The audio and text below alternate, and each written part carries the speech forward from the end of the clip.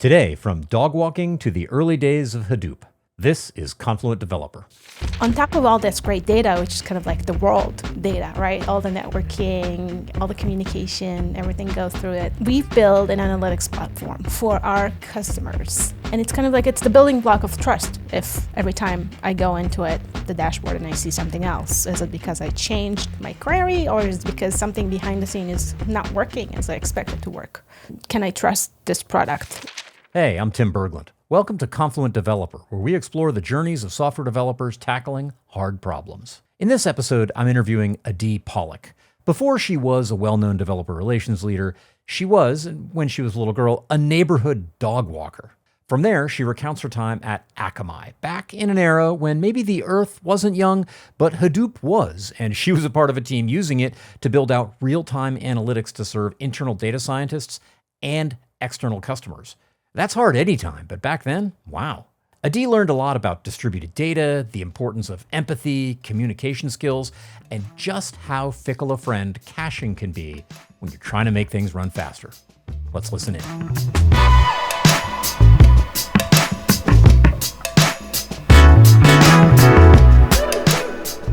Hello and welcome to the inaugural episode of the Confluent Developer podcast, where we explore the journeys of software developers tackling hard problems. I'm your host today, Tim Berglund, and I'm delighted to have as my guest Adi Polak. Adi and I work together. She runs the developer advocacy and DevRel engineering team at Confluent. Adi, welcome to the show. Thank you. So excited to be here with you, Tim.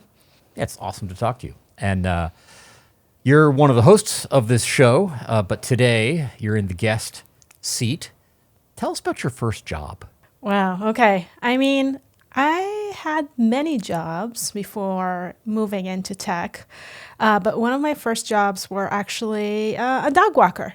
So we had some elderly people in the community, and they had a dog, and they needed someone to help them with that. So I believe I was 8 years old, probably, as I remember correctly. Oh. And it's, this is a good time to learn about, what it is. What does it mean to have responsibilities, for example, being a dog walker and being on time.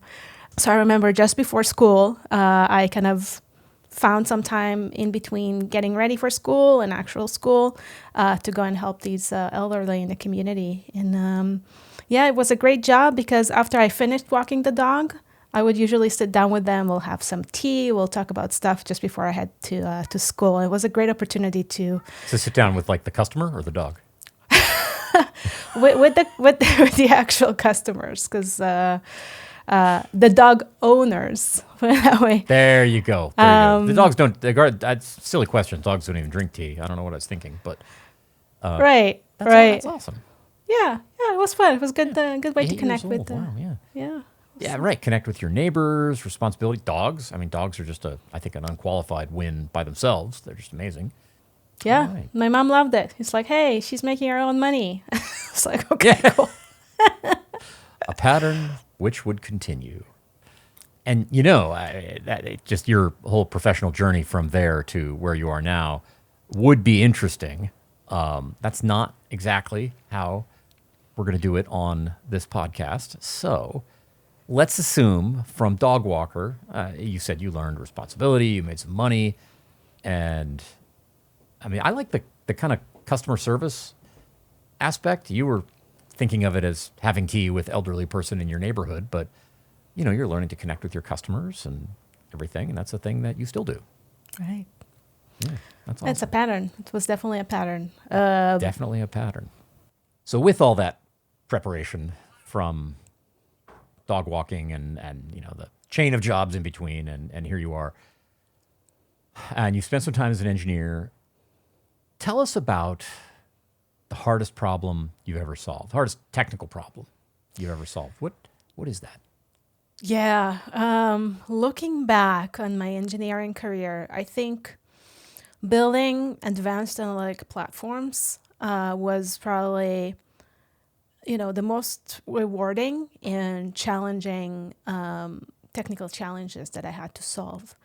I was working for Akamai. Akamai is a well-known CDN company with a very, strong CDN product that Kinda everyone. like one of the first, right? I mean, they go way back. Absolutely. It goes way back with great engineering around it. And on top of all this great data, which is kind of like the world data, right? All the networking, all the communication, everything goes through it.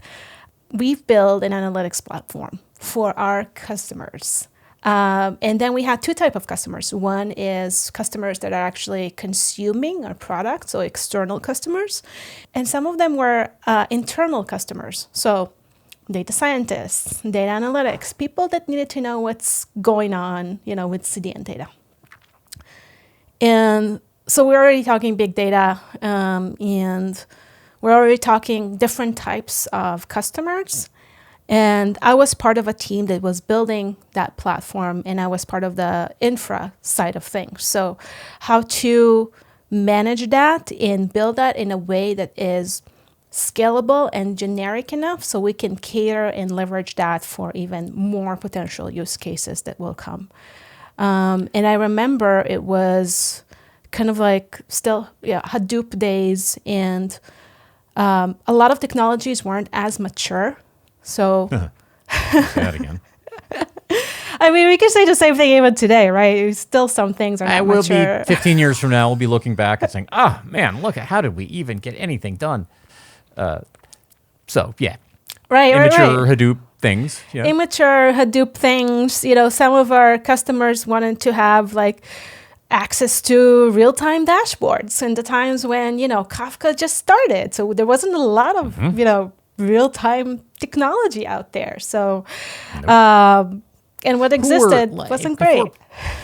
Before you go there, who were the external customers? Like internal data science folks, I get that. And that was, kind of around the time people even started saying data science. But external customers were just big websites, big companies with large, high-traffic websites. I mean, who are the customers? Right. So big corporations with large e-commerce, for example, I can call it out. Nike was a big customer. Apple was a big customer. Facebook, when Facebook just started, they needed a CDN. So Facebook was a huge, huge customer until they eventually kind of build their own solution. Sure. I imagine they're doing that themselves. As big companies usually do. It's after, it's kind of like an inflection point where companies are like, should I buy it or should I build it? So we had a lot of great customers, a lot of very big customers. And, for example, any e-commerce, let's say Nike. Nike has now a new product that they're launching. They want to make sure the website can sustain that load, that pick of, many people who try to purchase at the same time because it's, a new or once in a lifetime design or anything like that people get super excited and they know it's a limited edition. So there's not going to be a lot of that. And the CDN has to be able to support all of these customers. And on the analytics side, the company wants to know what happened. If they got all the traffic, if sometimes traffic got lost, if there was any security incidents that they should be aware of, DDoS attack, anything like that, it can happen to a data that a company can prepare for. So, think of that. I could think of that as like core web analytics of content that's being served through the CDN. How much is it getting accessed? Who, from where, what devices, all that kind of stuff. Right. Which IPs, which regions, how often. That was back when you could remember IPs. This was pre-GDPR. Right. So I don't need to get into that. Anyway, sorry.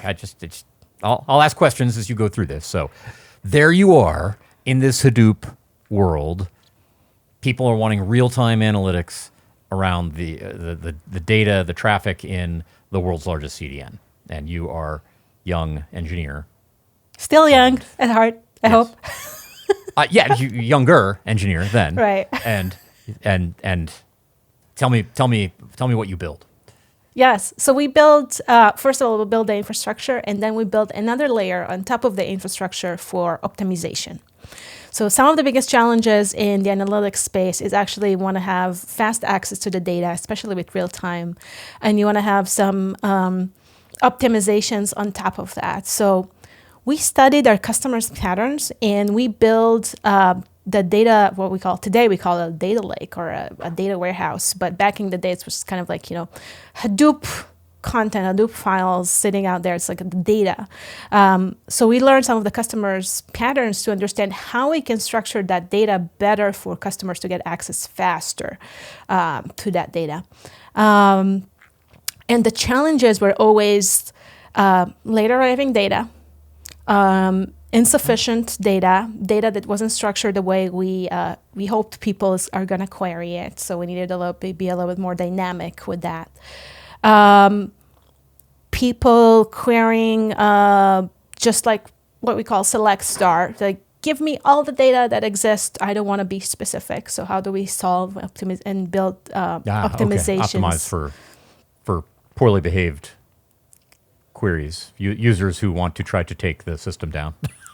Yes, exactly. It's like, are you testing me now? Are you really want to make sure I have my guardrails in place? Defensive perimeter around everything. Right. Security aspects, of course, who can access what, because at the end of the day, we're serving many customers, so we want to make sure we're serving them their data. And small files, the known problem of small files in the world of data. It's how do we save the content or the data on disk so it's easier to access with minimum I/O, because I/O is still, it was very expensive in terms of time, and we had like a very short SLA to accomplish. So how do we solve for that so queries are actually faster? And there were no SSDs in this world. These were all spinning metal disks. Right, spinning metal disk. Yeah, and it was expensive to get more compute or even more, memory. So what are the things is going to go in memory and whether or not. And also ensuring consistency, right? So if we have a customer that query a specific dashboard, this customer has a specific user that they're querying with, but they have multiple users. So we want to make sure there is consistency as well. And when the next time they're going to query that data, they're going to get the same picture, right? So we're not off with consistency that many people sometimes forget about, because it's and it's kind of like it's the building block of trust, right? Can I trust this product if every time I go into it, the dashboard, and I see something else? Is it because I changed my query, or is it because something behind the scene is not working as I expect it to work? Data hadn't gotten to the right place yet, and eventually it caught up, and then you got the right answer. And these were all, these were the problems with analytics pipelines in 2010 and around then. It was kind of a crazy world. All right, so you're doing this at truly web scale. So we built it at truly web scale, and that was for our external customers. And then the company wanted to learn more about the patterns and, do a little bit more of a research of what other products we can build on top of this data and so on. So now we're moving from serving customers or external customers that wanted to know what's going on with their websites and, data and networking and so on. We're moving into a phase where now we want to serve in-house data scientists. So how do you teach Hadoop to a data scientist? Well, I guess it depends on what you mean by Hadoop. If it's, early Hadoop and here's your map interface and here's your reduce interface, I would love to hear your answer to that. Or if it's like Hadoop with Hive and they can write SQL and they can sort of feel like they're at home and everything. Tell me about tell me about that. And I want to go back and dig into the infrastructure a little bit too, because I'm super curious. But how do you teach? You tell us, Adi. How do you teach Hadoop to a data scientist? How do you? Because it sounds like you've done it. Yeah. So it was an interesting journey. I'll skim through the tough parts, but essentially you don't. You build tools that enables data scientists to be successful in their own language. Because trying to, I always tell people are excellent in specific area. Data scientist is really good at, statistics and machine learning and understanding of the data domain and so many things. And then asking them to be an expert on distributed systems, it's a little bit like, oh, I'm not sure I have capacity. It's not what they do. I can try, right? That's like the best. And we can try, right, on our side, like building the best courses for them or trying to help them and guide them and so on. But the reality of the things is they have their own language and they're communicating in a way that is different than how distributed system engineers communicate. And so our middle ground was actually building an SDK layer for them with the tools built in for them, connecting to Hive and all the good stuff, so they can run their own queries themselves with the underlying. So we're going back to the optimization with the underlying optimizations, so they won't accidentally kill the cluster, and they'll have a healthy flow going forward. Got it. So your SDK kind of put those guardrails in place so they could do, and did it present like kind of higher level domain functions and made sure it got the details right under the covers? Exactly. So we build the SDK in a way, and we build optimizations built into the storage as well, in a way that, even if they're putting in a specific query, so for example, a select star query, we're taking that query, we're massaging it a little bit, we understand we have some metadata about what to query, and then and only then we're sending it to the actual query engine to execute on the work. Because what we realized is, because the system was still early on, and today there are systems that already does that, but because the systems were early on, it wasn't straightforward. There wasn't straightforward optimization beyond, when Spark got to the world, it's kind of like a little bit more of a query engine conversation beyond the map produced just like a dumb, map and reducing functionality. So there was started a little bit more of optimization with the query engine, but that was some years after that. But we kind of build our own optimization into how the mapper behaves, how the filter behaves, how the reducer behaves, what are the limitation, how to the file size, the file block size, what's the minimum, what's the maximum, just so data scientists, it will be abstracted for them. They won't need to know how to tweak and tune these things. And even if they tried, we had kind of like our own override based on the system status as well. Because imagine we have an analytics platform, but this analytics platform serves two types of customers. One is critical customer, right, that pays the company, right? That's the revenue engine. And another one is a more of a research arm. Now we want to serve both of them, but we don't want to have collisions between those two customers. So we have to make some prioritization and who gets resources when resources are scarce. So we build those guardrails into it as well. And it was multi-years project. You can imagine evolving. And we, of course, as we evolved that, we also added more solutions into the platform because more solutions became viable. So, for example, we had Kafka, and we had Kafka showed up on early Kafka. There you go. Right. So Kafka had and still has everything we need, and it was just we evolved the project based on the different open source solutions that were also evolving at that time. And we built a bunch of optimization, and we worked together with the data scientists to help them and also understand their needs better. So a lot of the engineers, actually, we were sitting together with the data scientists to understand how exactly you can build solutions that's going to cater to their needs, and it's going to help them, get to the next level. And so that was more on the research side, and the research side had a lot of great initiatives. It was actually, targeting more of real-time data processing. Everything, they came up with a bunch of capabilities and use cases around threat detection. So real-time, live threat detection on top of CDN data. And so we were tasked with helping them how to build that live, knowing that a lot of those threat detections mechanisms, algorithms require accumulating, some data. For example, a DOS attack, it's not a denial of service attack. It's not just based on, one networking one packet that being sent to the web server, it's actually based on accumulation of those. So since we were, on the CDN level, we were there actually receiving all these communications, we were able to tell for a length of 2 or 3 minutes or 5 minutes, we received the same packaging or the same communication pattern, the same networking pattern that is actually, resembles a DOS attack. Maybe we should block it and add it to a block list. So you'd want to detect that very quickly because those things tend to start within like a few seconds or something, and then they can be devastating. Exactly. And then it grew. It grew to SQL injection also. And SQL injection you can detect from the actual call.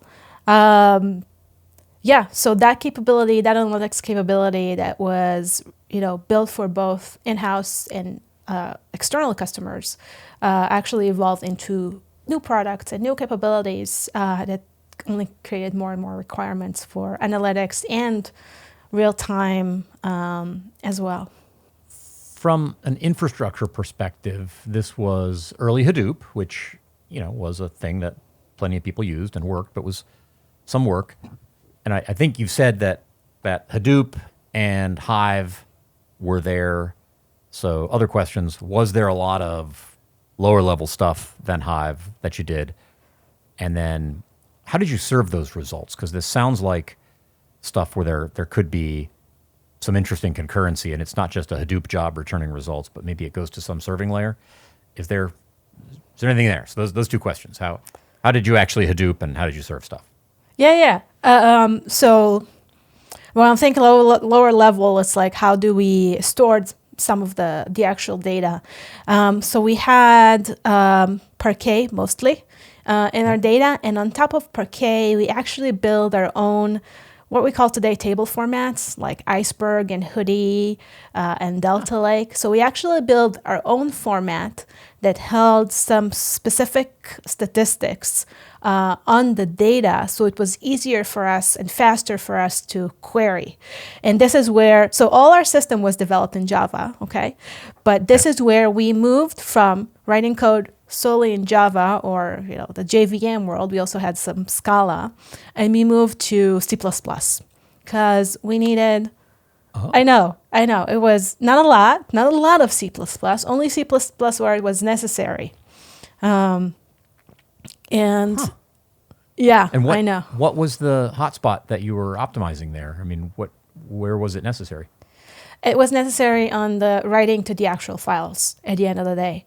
It was faster, more efficient than Java. Java is a little bit more verbose. And with C++, we were able to write faster, tweak it, and add, calculate the statistics that we need on the specific file and add those as part of our metadata mechanism.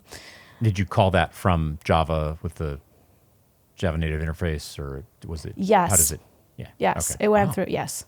Hardcore. Yeah, it was all days. Yeah. Well, I mean, I write C++ on the weekends, but that's on microcontrollers. There's not. That's super cool. And serving. Tell me about serving. Right. Where did you? Yeah. Right. So we built a platform, right? And we had a dupe. We had Hive.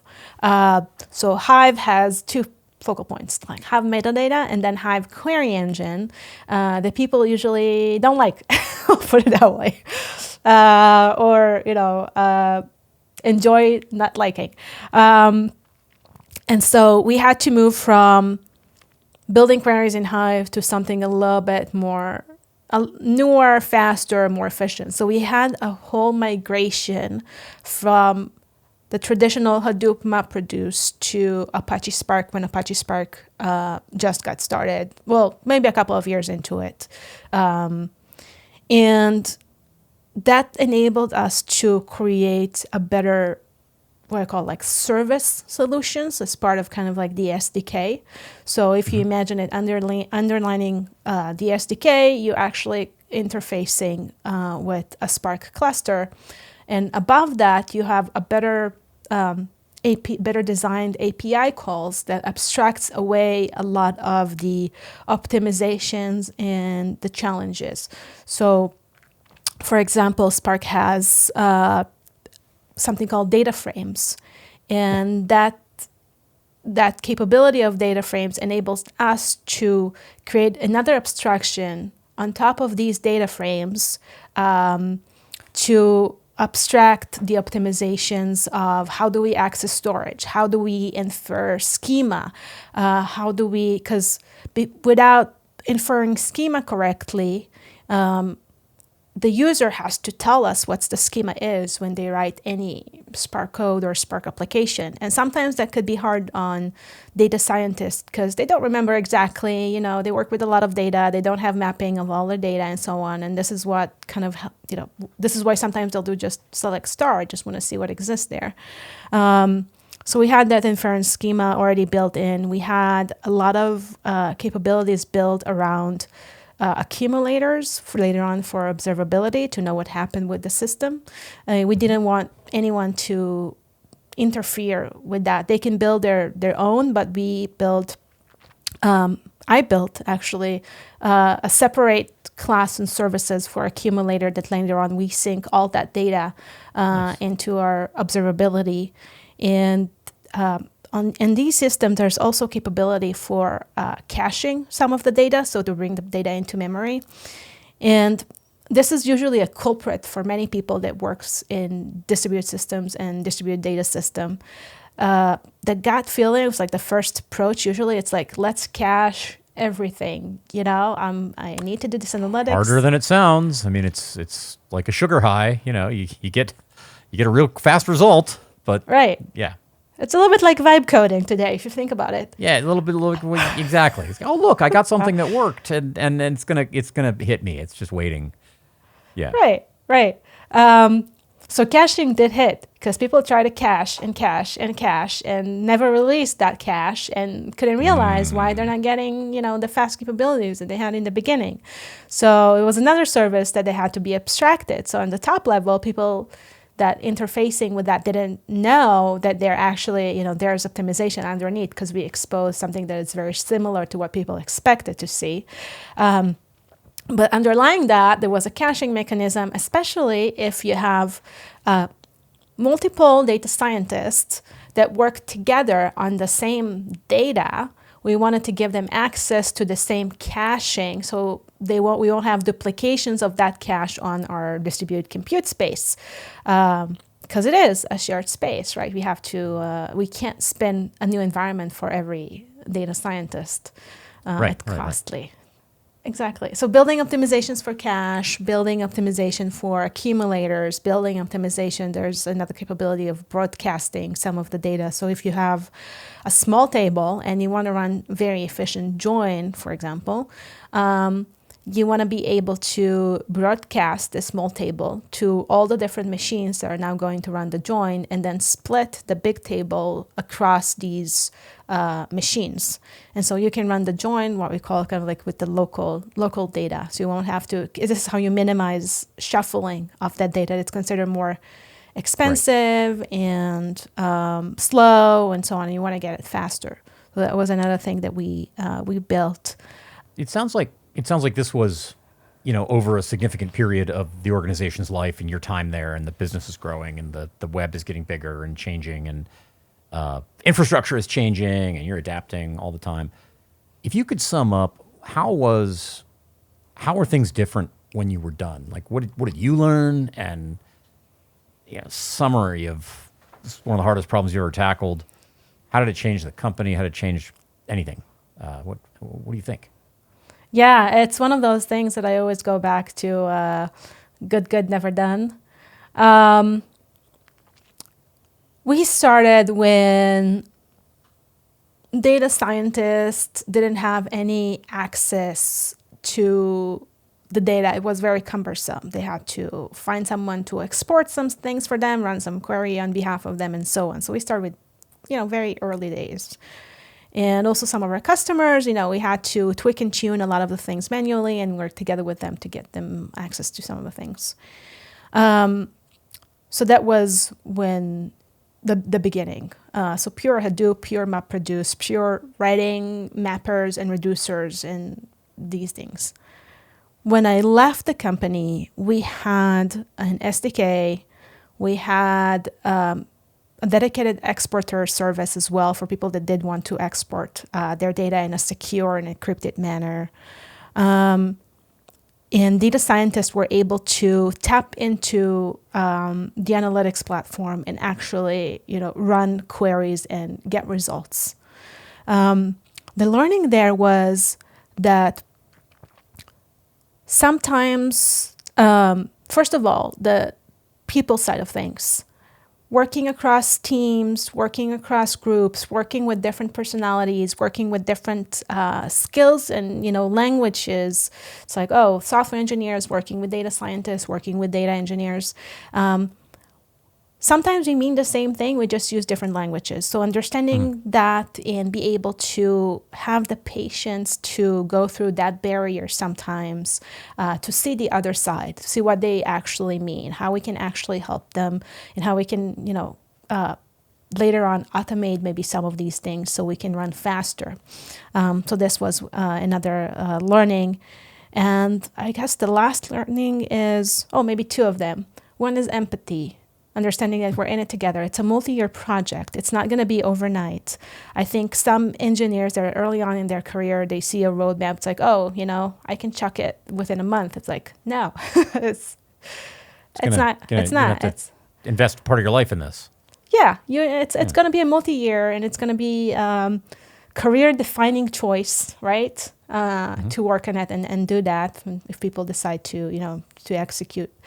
So that was a lot of empathy. And the last one is creating trust, is knowing that we all here because we want to succeed throughout the challenges. Because people did, and I got frustrated many times. It's like, why they don't get it, why they don't understand, it shouldn't be that hard, these kind of things. So understanding the other side, being empathetic, and building the trust of being customer minded, of we're here to help you, we're here together, we're going to do it, and it's going to take time, it's okay, we're learning, it's part of the process, we're taking notes, we're going to improve, was really key part to the success, in my opinion. My guest today has been Adi Polak. Adi, thanks for being a part of the Confluent Developer podcast. Thank you so much for having me, team. It was really a pleasure.